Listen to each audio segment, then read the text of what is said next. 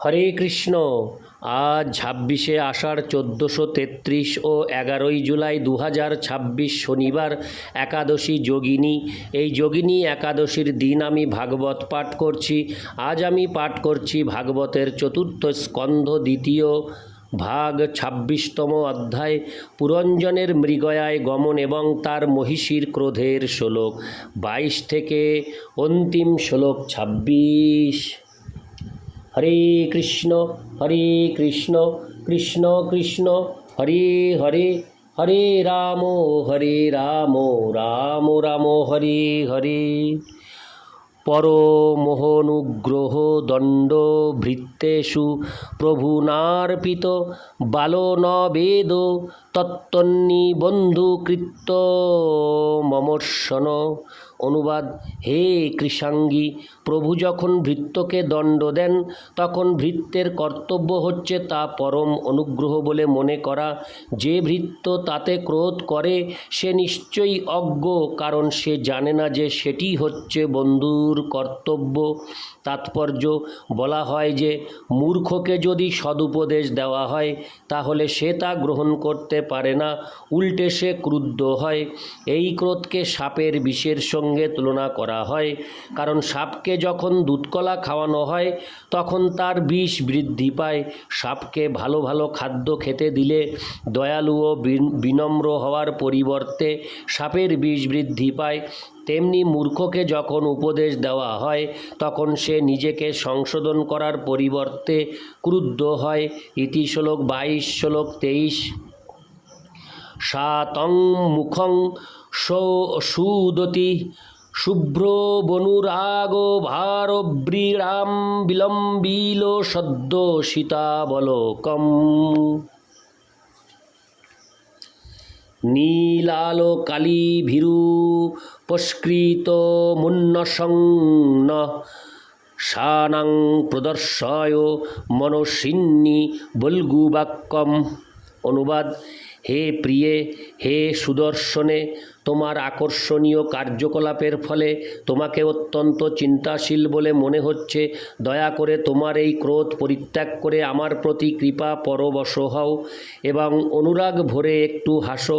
তোমার সুন্দর মুখমণ্ডলে যখন আমি তোমার মধুর হাসি দর্শন করি এবং তোমার ঘন নীল সুন্দর কেশদাম ও তোমার উন্নত নাসিকা দর্শন করি এবং তোমার মধুর বাক্যালাপ শ্রবণ করি, তখন তুমি আমার কাছে আরও অধিক সুন্দর হয়ে ওঠো এবং তার ফলে তুমি আমাকে গভীরভাবে আকর্ষণ করো এবং কৃতার্থ করো।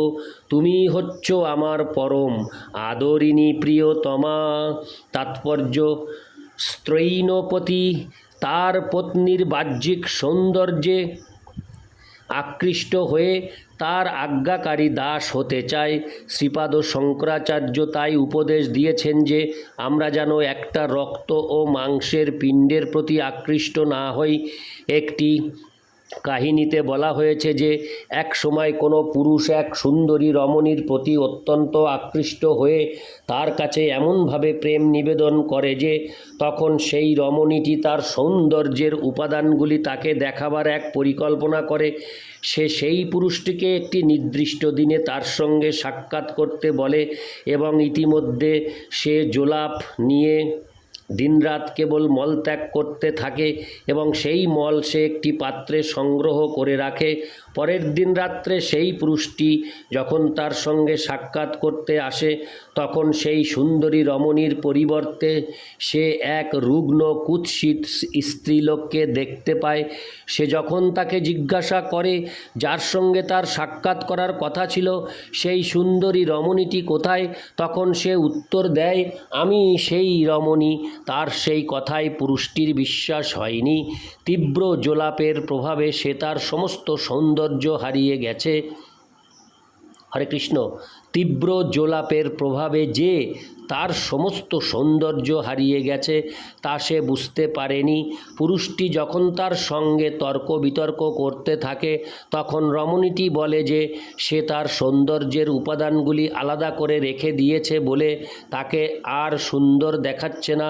পুরুষটি তখন তাকে জিজ্ঞাসা করে তার থেকে তার সৌন্দর্য আলাদা হওয়া কী করে সম্ভব। তখন রমণীটি বলে আমার সঙ্গে এসো, আমি তোমাকে দেখাবো। এইভাবে সে তখন তাকে তরল দাস্ত ও বমিতে পূর্ণ সেই পাত্রটি দেখায়। এইভাবে পুরুষটি তখন বুঝতে পারে যে সেই সুন্দরী রমণীটি কেবল রক্ত, মলমূত্র আদি ঘৃণ্য সমস্ত উপাদানের একটি পিণ্ড মাত্র। এটি হচ্ছে বাস্তব সত্য। কিন্তু মোহাচ্ছন্ন হয়ে মানুষ মায়িক সৌন্দর্যের দ্বারা আকৃষ্ট হয়ে মায়ার শিকার হয়। রাজা পুরঞ্জন তার মহিষীর কাছে প্রার্থনা করেছিলেন তিনি যেন তার পূর্ব সৌন্দর্য প্রকাশ করেন। তিনি তাকে পুনরুজ্জীবিত করতে চেষ্টা করেছিলেন, ঠিক যেভাবে জীব তার আদি চেতনা বা কৃষ্ণ চেতনা পুনর্জাগরিত করার চেষ্টা করে, যা অত্যন্ত সুন্দর। কৃষ্ণ ভক্তির সুন্দর অঙ্গের সঙ্গে মহিষীর সমস্ত সুন্দর অঙ্গের তুলনা করা যেতে পারে।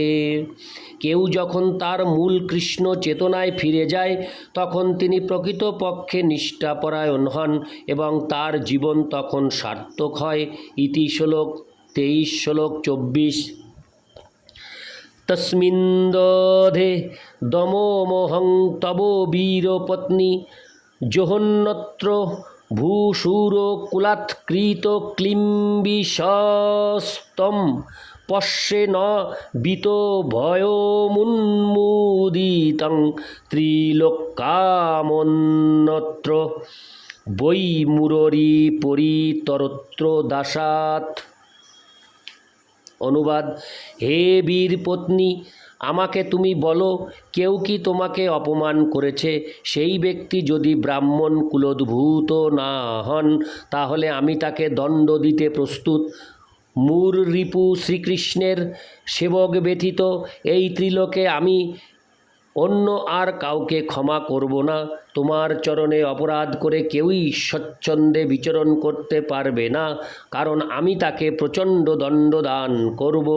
তাৎপর্য: বৈদিক সভ্যতায় ব্রহ্মজ্ঞান সমন্বিত ব্রাহ্মণ এবং মূঢ় নামক অসুরের শত্রু শ্রীকৃষ্ণের ভক্ত রাষ্ট্রের আইনের অতীত, অর্থাৎ ব্রাহ্মণ ও বৈষ্ণব যদি রাষ্ট্রের আইন ভঙ্গ করেন তবুও তারা দণ্ডনীয় হন।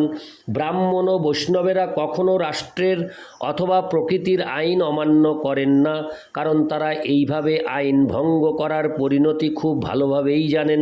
যদিও কখনো কখনো মনে হতে পারে যে তারা আইন ভঙ্গ করেছেন, তবুও তারা দণ্ডনীয় নন। নারদ মুনি মহারাজ প্রাচীন বর্হিষ্ঠকে সেই উপদেশ দিয়েছেন। রাজা পুরঞ্জন ছিলেন রাজা প্রাচীন বর্হিষ্ঠের প্রতীক এবং নারদ মুনি রাজা প্রাচীন বর্হিষ্ঠকে তার পূর্বপুরুষ পৃথু মহারাজের কথা মনে করিয়ে দিয়েছিলেন, যিনি এখনও ব্রাহ্মণ অথবা বৈষ্ণবকে দণ্ডদান করেননি। মানুষের শুদ্ধ বুদ্ধি বা শুদ্ধ কৃষ্ণ চেতনা জড়জাগতিক কার্যকলাপের প্রভাবে দূষিত হয়ে যেতে পারে।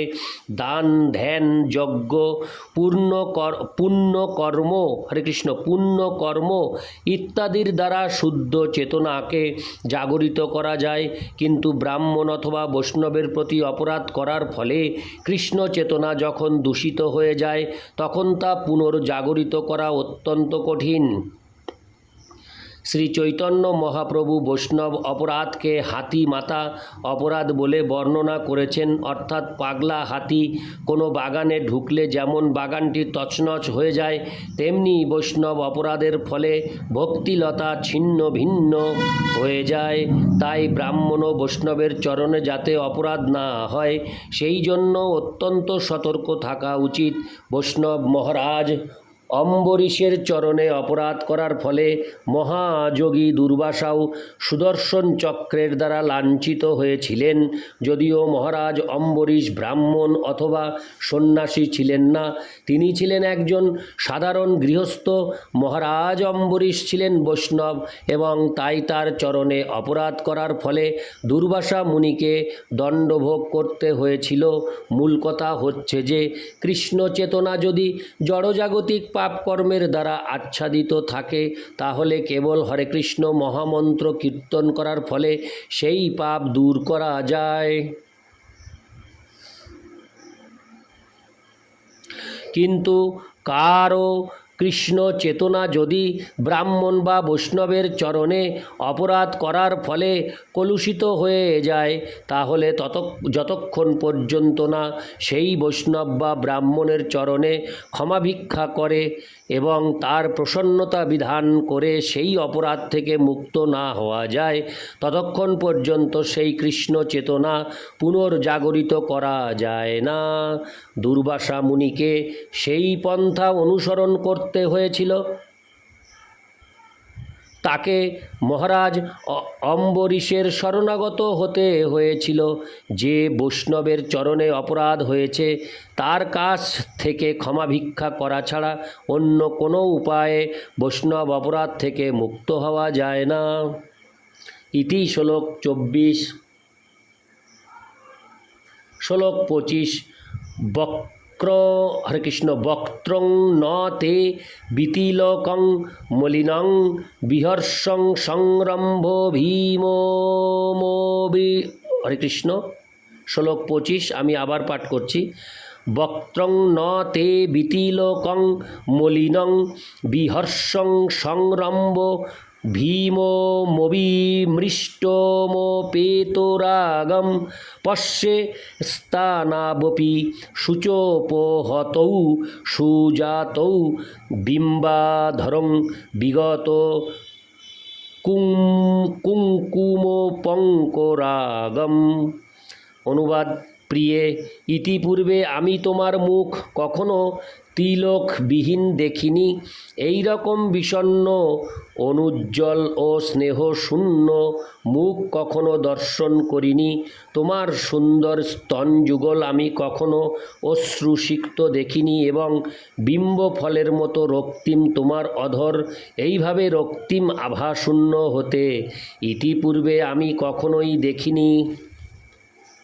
তাৎপর্য: স্ত্রী লোকেরা যখন তিলক ও সিঁদুরের দ্বারা ভূষিতা থাকেন তখন তাদের খুব সুন্দর দেখায়। তাদের ঠোঁট যখন কেশর ও তাম্বুলের রাগে রক্তিম হয়ে ওঠে তখন তা খুব আকর্ষণীয় হয়ে ওঠে। কিন্তু মানুষের চেতনা ও বুদ্ধি যখন উজ্জ্বল কৃষ্ণ চেতনাবিহীন হয় তখন তা এতই বিষণ্ণ ও কান্তিহীন হয়ে যায় যে তীক্ষ্ণ বুদ্ধি থাকা সত্ত্বেও তা থেকে কোনো লাভ হয় না। ইতি শ্লোক 25। অন্তিম শ্লোক 26। তন্মে প্রসীদ সুহৃদ কৃত ক্লিম্বিশস্য শৈরং গতস্য মৃগয়াং ব্যাসনাতুরস্য কা দেবরং বশগতং কুসুমাস্ত্রবেগো বিশ্বস্তো পৌংস্নমুষতি ন ভজেত কৃত্যে। অনুবাদ। হে রানী, আমার পাপপূর্ণ বাসনার ফলে আমি তোমাকে জিজ্ঞাসা না করে বনে শিকার করতে গিয়েছিলাম, তাই আমি তোমার কাছে অপরাধ করেছি।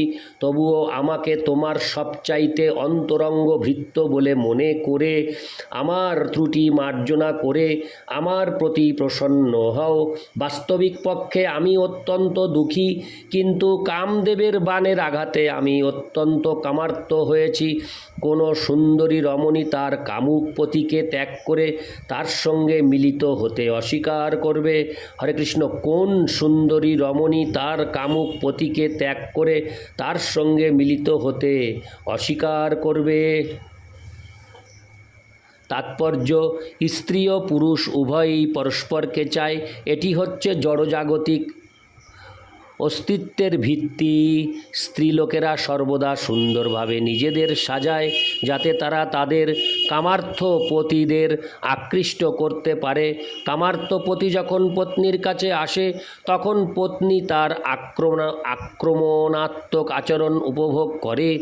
স্ত্রীলোকেরা যখন পুরুষের দ্বারা আক্রান্ত, তা সে তার পতি হোক অথবা অন্য কোনো পুরুষ হোক, অত্যন্ত কামুক হওয়ার ফলে তারা সেই আক্রমণ উপভোগ করে।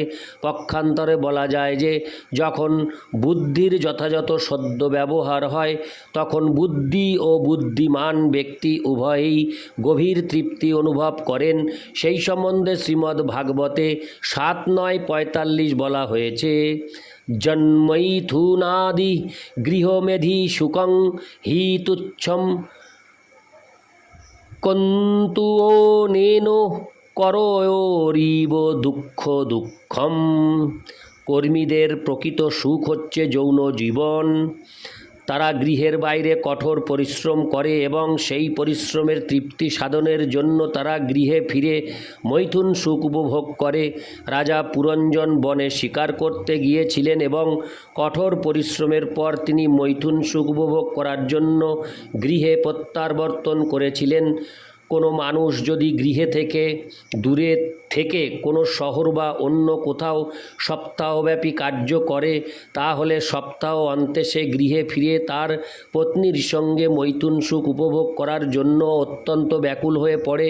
সেই কথা শ্রীমদ্ ভাগবতে প্রতিপন্ন হয়েছে, জন্মৈথুনাদি গৃহমেধি সুখং হি তুচ্ছম।